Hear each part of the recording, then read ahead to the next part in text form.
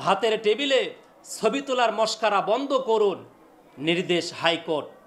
আজকে কোঠা আন্দোলনে যে সমস্ত ছাত্র ভাইয়েরা নেতৃত্ব দিয়েছেন তাদেরকে ডিবি হারুনুর রশিদ সাহেব তার অফিসে নিয়ে ভাতের টেবিলে বসায়া তিনি আবার মোবাইলে উঠায়া ভিডিও করে এটা আবার প্রকাশ করেছেন।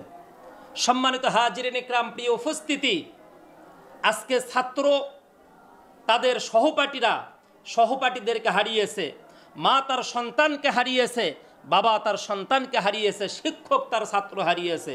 এই দুঃখ যন্ত্রণা কষ্টের সময় আপনি ভাতের টেবিলে বসাইছেন ভালো, কিন্তু ছবি উঠায়া ভিডিও ভাইরাল করেছেন, এইটা কিন্তু দৃষ্টিকটুর, এইটা সবচাইতে কষ্টদায়ক একটি বিষয়।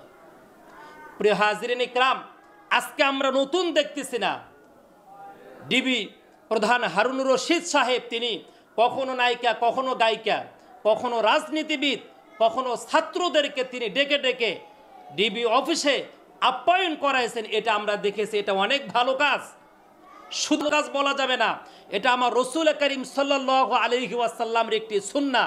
আল্লাহ রসুল বলেছেন, দুইটা কাজ করো, দুইটা কাজের বিনিময়ে আল্লাহ পাক তোমাদেরকে জান্নাতবাসী হিসাবে ঘোষণা করবে।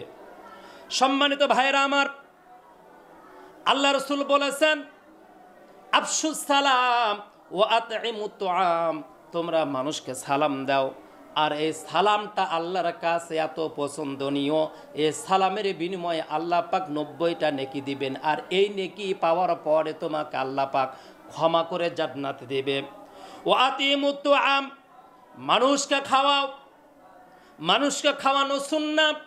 আল্লাহ রসুল বলেছেন, যদি তোমার তরকারি প্রতিবেশী বাড়িদেরকে দেওয়ার জন্য তরকারির ভিতরে একটু পানি বেশি করে দাও, ঝোল বানাও, এইটা প্রতিবেশীর বাড়িতে পৌঁছায় দাও।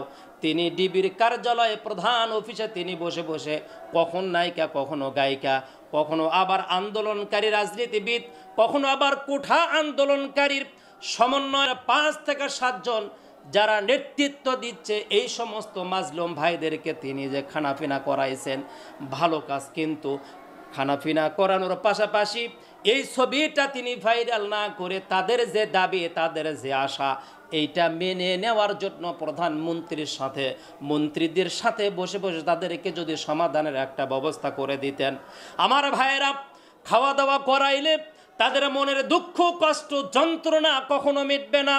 কারণ 5টা বছর পর্যন্ত তারা যে ভাইয়ের সাথে লেখাপড়া করেছে, সে ভাইটা তাদের প্রকাশ্যে দিবালোকে তাদের সামনে গুলি খেয়ে দুনিয়া থেকে বিদায় নিয়ে চলে গেল।